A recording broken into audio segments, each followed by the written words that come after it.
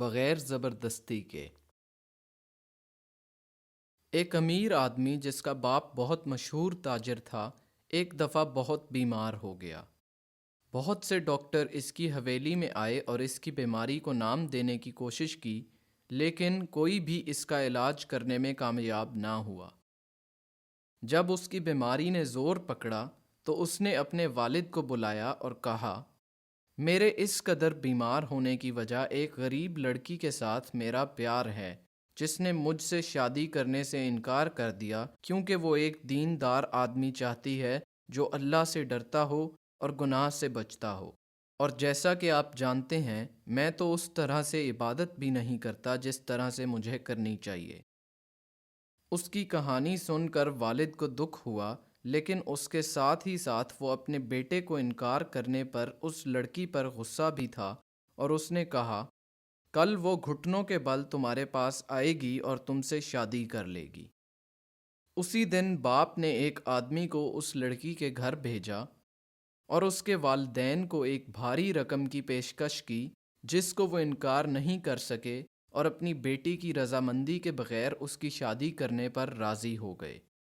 پھر اس نے ان کی شادی کے لیے ایک رجسٹرار کو بلایا اور اس سے پوچھا، کیا میرا بیٹا اس لڑکی کی رضامندی کے بغیر اس سے شادی کر سکتا ہے؟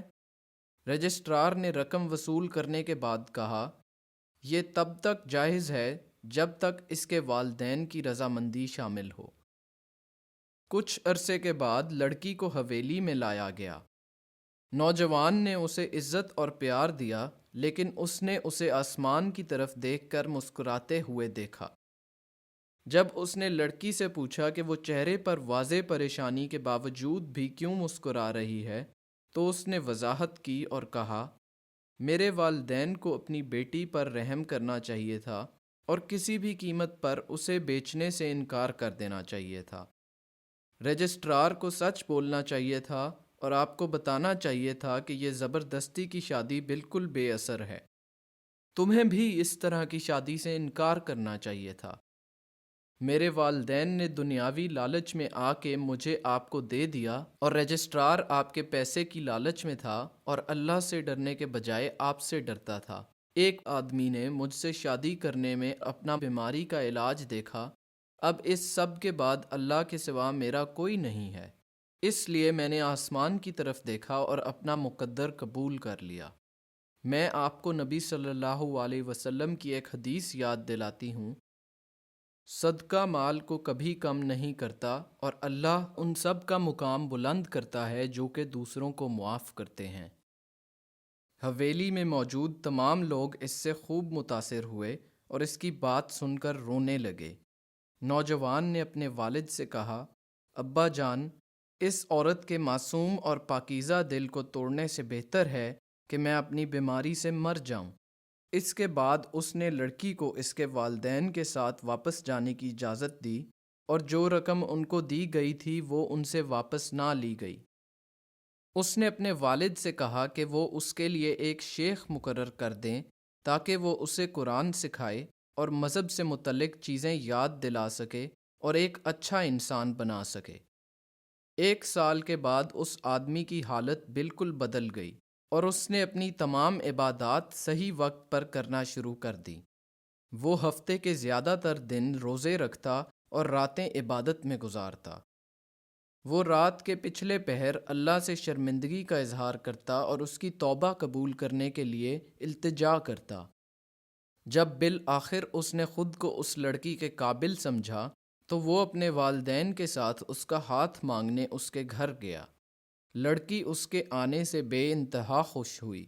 اس نے اس نوجوان سے اپنی شادی ہونا قبول کیا اور اللہ کے فضل سے وہ خوشی خوشی رہنے لگے۔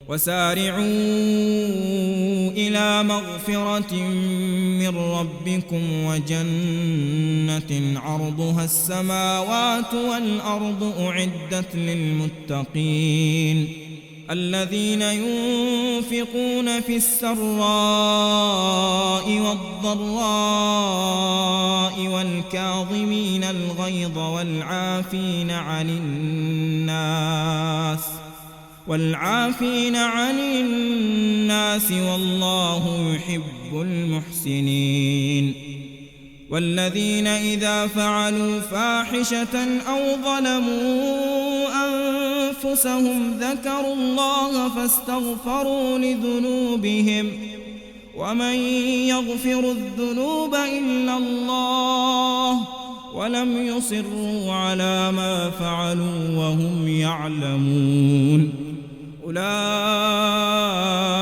جزاؤهم مغفرة من ربهم وجنات تجري من تحتها الأنهار خالدين فيها ونعم أجر العاملين